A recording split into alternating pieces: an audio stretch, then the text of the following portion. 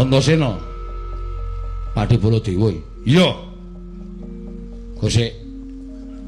Sampeyan nang kene ngopo? Lho, aku rene sowan Kakang Semar. Lah saiki Kakek Semar endi? Anu apa jenenge? Aku ora weruh. Sampeyan mulih rene bareng karo Kurawa to? Ora. Ayo ngaku. Ngaku sampean. Bareng karo Kurawa ya to?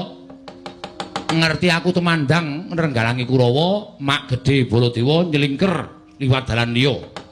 Terus ketemu karo Kakene Semar, saiki Kakene Semar tok ringkes tok bondo tok krincung sikile tok bondo tangane.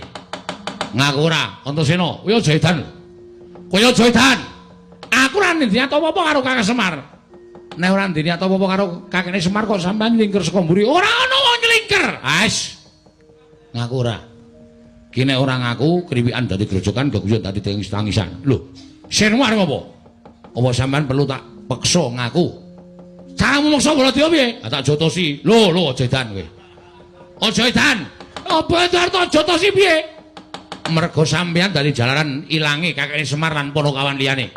Nek sampean ora gelem ngaku, tak anggap sampean kongkonane Siwa Ngastina ngene bakal mboyong marang Semar Bratranaya. Antasena, aja edan. Aku ora ngerti apa-apa. Ngaku ora. Aku ora ngerti apa-apa. Ngaku ora.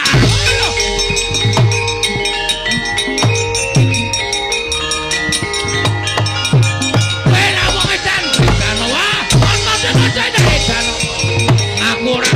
Hei, aja edan ora iso.